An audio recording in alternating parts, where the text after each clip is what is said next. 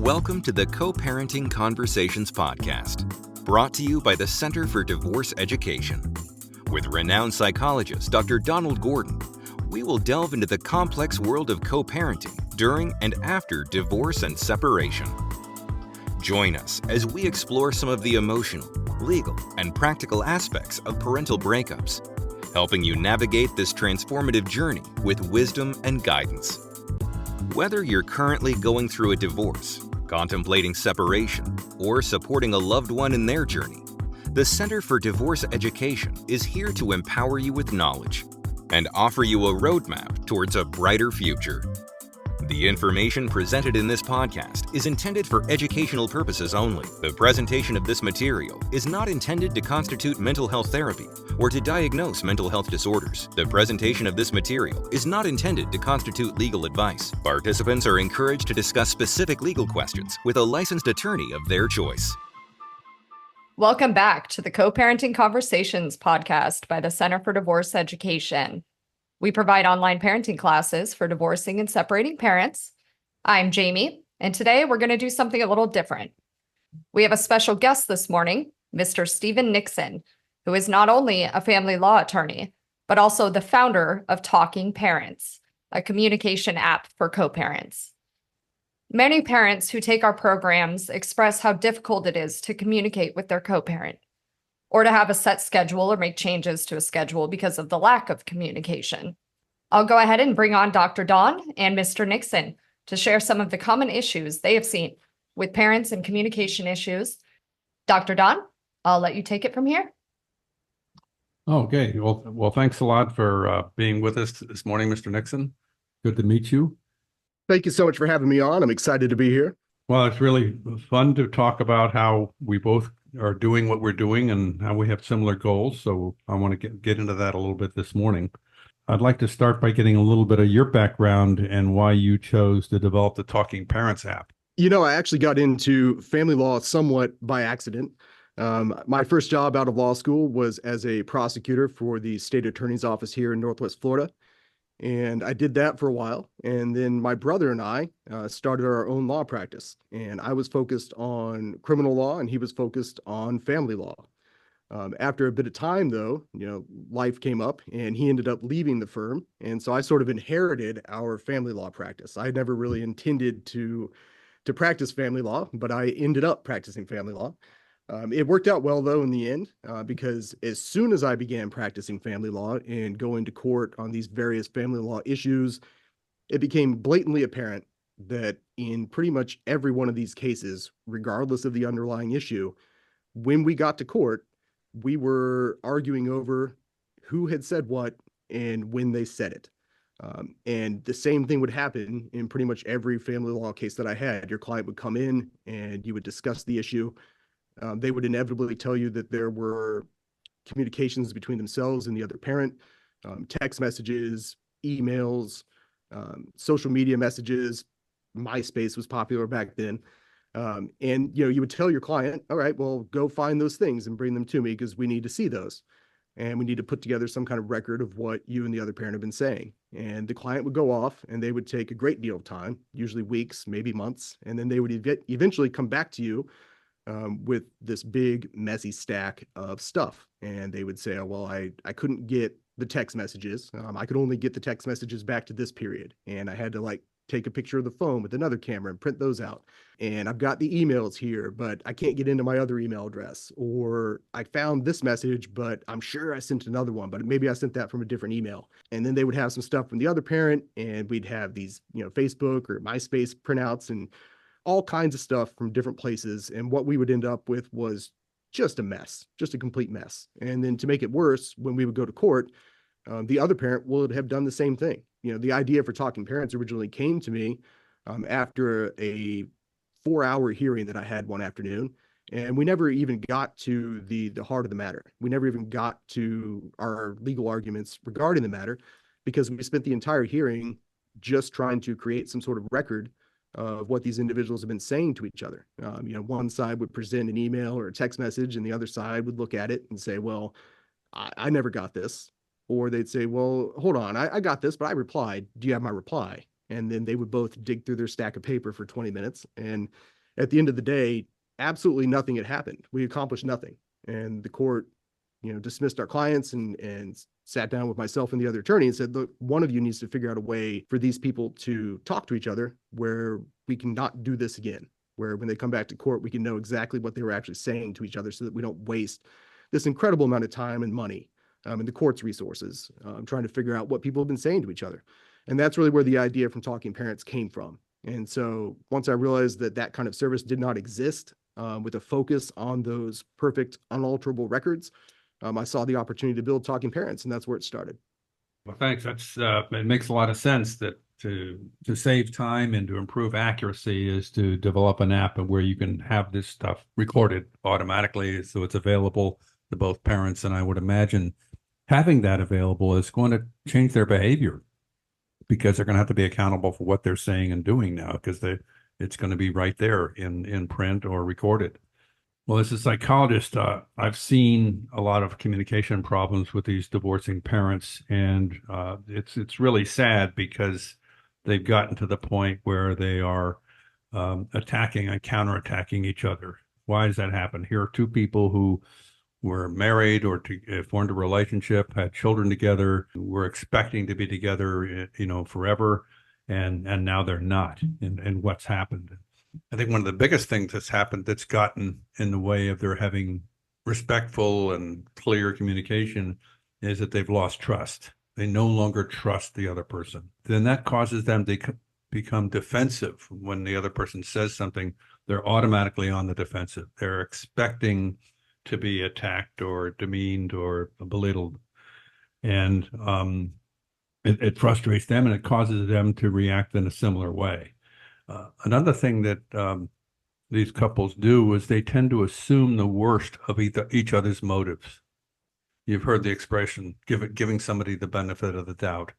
You tend to do that with people that you like and that you know and you trust. When you're not sure of their motive, if something happened, you're not sure what's going on, you tend to assume they had an okay motive or a good motive. But when you don't have trust with them, you're more likely to assume the worst, that they're trying to control you, they're trying to frustrate you, they're trying to hurt you. Assuming the other person's motives causes a lot of problems. And this leads to counterattacking or criticizing the other parent. When they both do that, neither one of them feels heard, and they can't solve problems together.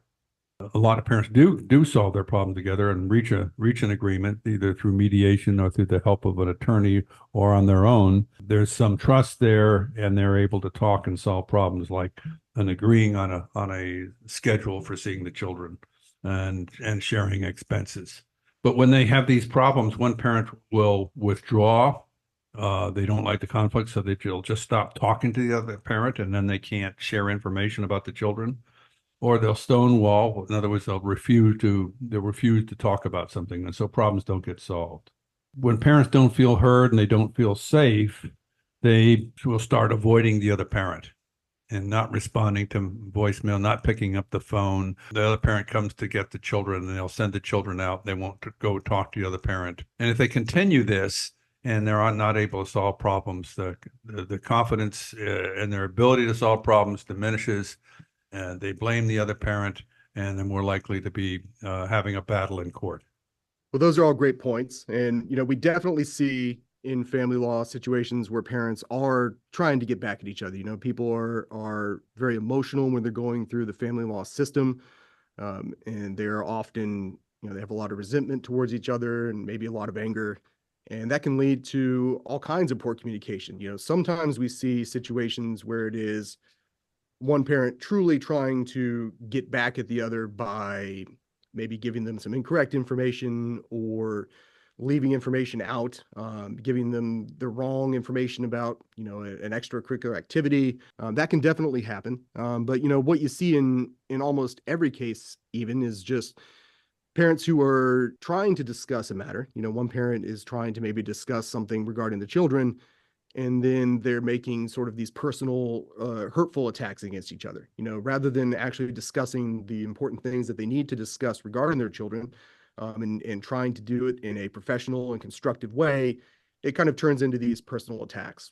Somebody may bring up an activity that the child wants to do. And then rather than discussing that activity and the calendar issues, it might turn into more personal attacks. As that goes on over time, like you were talking about, the trust goes away, the communication breaks down, and then they're not talking to each other very much at all. And when they do talk, it's not very productive. And with talking parents, it really helps with both of those issues. The idea that a parent would purposely actively supply the other parent with wrong information or try to sort of set them up, very seriously to make them look bad. Our perfect records are going to prevent them from ultimately getting away with that. And the hope is that and they're knowing that those records are being kept will encourage them not to do that kind of stuff. And we do find that people pretty quickly get that idea. But even the fact that we track when a parent replies to a message, when they first view a message, even if they don't reply, how long it takes them to reply. And then the fact that all of the messages are going to be available to both sides at all times in our perfect records, hopefully creates that accountability so that they will not only want to take part in these conversations and communications with each other, but to take them a bit more seriously and to leave out those sort of personal attacks, because they know that if they are putting that stuff into talking parents, that it's going to be documented, and that, a court or anybody who might look at it later is going to be able to see exactly how they were talking to each other. And then again, the hope is that that will encourage them to leave that stuff out, to communicate in good faith, to get back to each other on time. And we also find that even just keeping all of these communications within the talking parents application, reduces stress for both of the parents involved as well. Because they're not having to see messages from the other parent pop into their texts. They're not having to be Facebook friends with the other parent. Parents can communicate through our service, through Talking Parents, without even knowing each other's email addresses, without knowing each other's phone numbers if they don't want to. They don't have to share that information, or they could change it, but they still have a place to communicate with the other parent. And keeping all of those communications in that one sort of ecosystem can often cut down on some of the stress that people feel with communicating with their co-parent. So, it's easy to think of Talking Parents and our perfect records as sort of a stick, as a motivation that, well, you better take these seriously. You better not say anything you shouldn't say, because there's going to be a perfect record that could be used against you.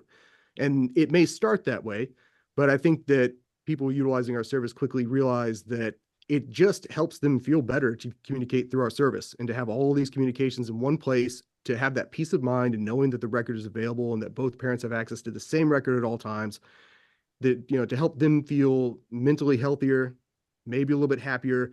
If the parents aren't getting along and are arguing and having disagreements or not communicating effectively, and that's creating an unhealthy co-parenting environment, the kids are going to feel that. And when they're communicating through our service and hopefully keeping that stuff out and communicating effectively, the parents should be feeling better, and then that's going to lead to their kids feeling better as well. Yeah, that's especially true with the kids being affected, and a lot of parents don't know that when they're having conflict, their cortisol levels are going up and their adrenaline's going up, and they're often in fight or flight mode. And then the children are affected by that too, and their cortisol levels go up as well. And that cortisol doesn't clear their bodies for about 72 hours, which means that they're going to school with higher cortisol levels. And what that does is it impairs their ability to remember and learn while they're in school, and it impairs their ability to regulate their emotions. So they're not going to have a good experience in the classroom. They're more likely to act out because the parents had an argument the day before, or that morning before, or 2 days before. Educating parents about that is important. And we think that the parents can learn skills to communicate with each other more respectfully, and we teach them that. Parents can learn these skills, and that's helps them be more accountable. They also learn how to listen through a skill called active listening, and where they can reflect back what the other parent said. I mentioned earlier, parents don't feel heard by the other parent. When they feel heard, then they're going to be more cooperative. Back to accountability, it really helps for both parents, as you mentioned, Stephen, to be accountable for their actions, and they're going to be thinking about what they're going to say and do before they do it, if they know they're being held accountable. That is really the hope. As an attorney, I created Talking Parents largely because of the records and because of my need as a lawyer to have quality evidence when you go back to court. And also to avoid, your client just burning through their retainer while you're trying to make sense of all these messages and, all these various documents that they may bring to you. And then, of course, burning through all the court time trying to do that.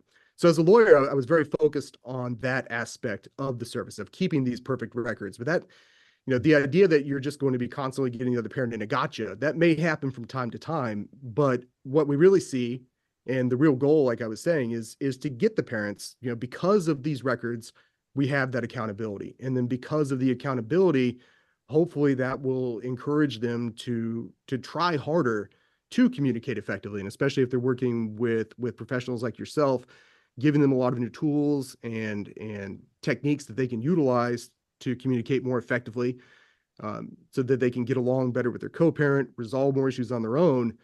That's great for their mental health. It's great for the health of their children, but it's also great for their wallet. If you're resolving more issues on your own, you're not going back to your lawyer and having to keep paying them over and over again to keep going back to court. You're literally not spending that money, you're not spending that time, and you're not having to go through that emotional turmoil of being involved in the legal system. So, at Talking Parents, we have a wide variety of features available for parents. The original function of our service was messaging. Messaging is still, the core functionality of our service, but over the years, we've added, a lot of other useful features for parents who are involved in these situations. We have the messaging, of course. We have a shared calendar that works exactly how you would expect. We have an information library where parents can share information regarding their kids so that they can both, easily access that information. If the child sees a new doctor, you can put that into the information library very easily. School contact information, things like that.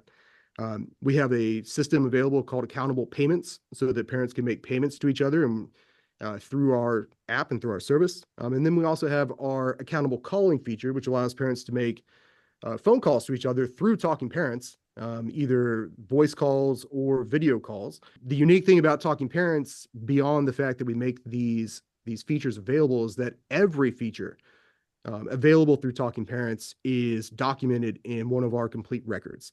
Messaging records include obviously the messages, the replies, when somebody first views a new message, any documents that they may share back and forth, when the document was shared, whether the other parent clicked on that document, and when. So we completely remove the ability for one parent to try and pull something over on the other and get away with it. And again, the hope is not necessarily to catch people in the act. The hope is that when they know that, they won't do it, that they will take these things more seriously. We log all of that information for all of our features, including the information library. We log all of the details we have regarding payments. If a parent tries to initiate a payment and then it fails, we log when they initiated it, when it failed. If we know why it failed, we put that on there as well. We try and put all the possible information available into our records. But we think all of that through very deeply. We do not introduce a new feature at Talking Parents until we have completely figured out how to log and record everything regarding that feature onto one of our complete records when the feature goes live. And, again, going back to that same idea that I keep reiterating is that, even though our service makes it very easy to show where the other parent is maybe doing something they shouldn't be, the goal there really is just to get people to communicate more effectively and to take these things a bit more seriously. This is really good to have this kind of detail. There's a record of that. And quite often people are not going to remember earlier conversations that they had, perhaps because of the stress of going through the divorce. And stress impairs our memory. And so being able to go back and look at a conversation, they can avoid repeating the same level of conflict they had before because they had partially resolved it earlier. So going through and looking at the record can lower their stress and help them remember what they'd already talked about. And they don't have to go over the same ground over again. You'd mentioned also the amount of money that they can save by not having to spend all this time with their attorney in a court coming up with these handwritten records of the conversations. One of the biggest reasons parents get divorces is financial stress, is arguing about money. And when you can reduce this stress by saving them money, by having these records available and having these things where they're accountable, that's going to lower their overall stress and they're better able to get through this whole process. So it sounds like this is really helping them get on the same page and having them be accountable is in a way, it's similar to trying to teach your children to be accountable. For instance, having them help out with housework and doing chores and things like that. You might set up a chore list and a chart. They record what they do around the house. So this is really helpful, and I appreciate the time that you put in with us this morning, Stephen, and gives us a pretty good idea of this app that you've developed and how it's helping families. Well, thank you very much for having me on. This has been very, very interesting for me as well. It's a difficult area to work in. It's difficult for the parents themselves. It's difficult for the professionals, and if it ends up in court, it's difficult for the courts. And we do hope that we can make things a little bit smoother for everyone involved, to make life a little bit easier and a little bit better for the parents themselves, to save time and resources for the courts, and to give other professionals who work in this field some additional tools to utilize when trying to work with parents to get them to improve their communication. So when a parent wants to sign up for Talking Parents, all they need to do is go to our website, www.talkingparents.com. They can go on the browser on any device. That could be their computer, a tablet, or their smartphone. From there, they can sign up for our service. Once both parents sign up, they get matched together, and they can begin signing in and communicating through Talking Parents.